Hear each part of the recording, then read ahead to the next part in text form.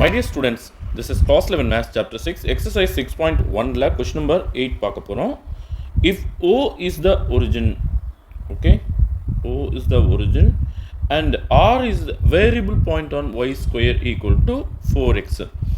இது பார்த்தீங்கன்னா y square equal to 4ax இப்படி வந்துச்சுன்னா இது வந்து parabola open right side, open rightwards.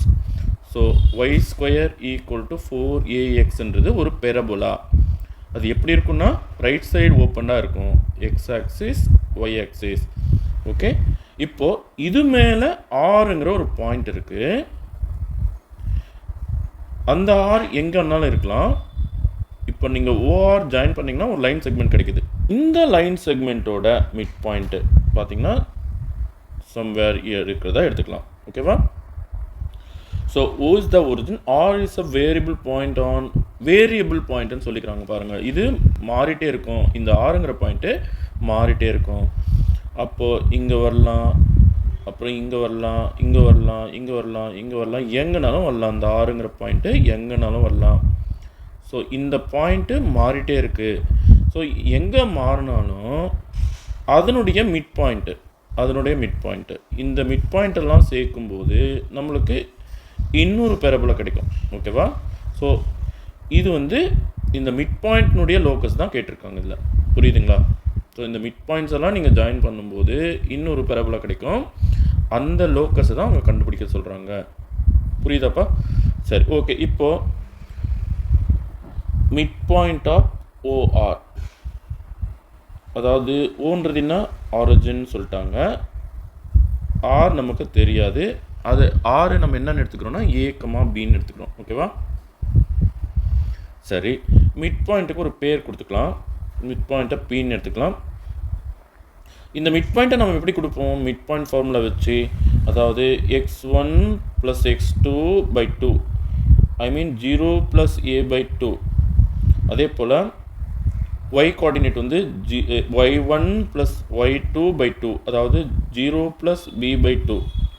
So P is given by 0 + a/2 a/2ன்னு எடுத்துக்கிறேன். அப்புறம் 0 + b/2 b/2ன்னு எடுத்துக்கிறேன். Is equal to P x, y. ஏன்னா இது மூவிங் பாயிண்ட் இல்லையா? அப்போது x ஈக்குவல் டு a/2, அப்போ a ஈக்குவல் டு 2x. அதே போல் y ஈக்குவல் டு b/2, அப்போ 2y equal to b. Okay, ஆறுங்கிற பாயிண்ட் தானே ஏபி. அப்போ ஆர் வந்து அந்த பெரபோலா மேலே இருக்குது இல்லையா?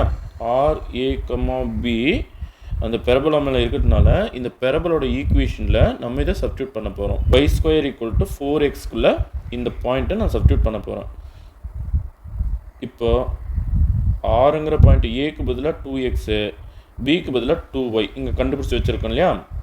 அதே இதுக்குள்ளே நான் போட போகிறேன். அப்போது இது வந்து x கோஆர்டினேட், இது வந்து y கோஆர்டினேட். கரெக்டாக? ஸோ y கோஆர்டினேட் பதிலாக 2y² ஈக்குவல் டு 4 × எக்ஸுக்கு பதிலாக 2x.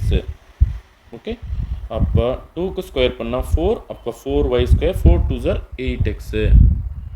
புரியுதாப்பா? இப்போது 4 டேபிள் இதை கட் பண்ணிட்டோம்னா 2 4s are 8, அப்போ y² = 2x. ஓகே, ஸோ இதுதான் அந்த moving point. Mid point move ஆகிட்டே இருக்குன்னு சொல்லியிருக்காங்க இல்லையா? ஸோ பார்த்தீங்கன்னா இதுவும் ஒரு பெரபோலா தான். Is the required locus. Okay, thank you students.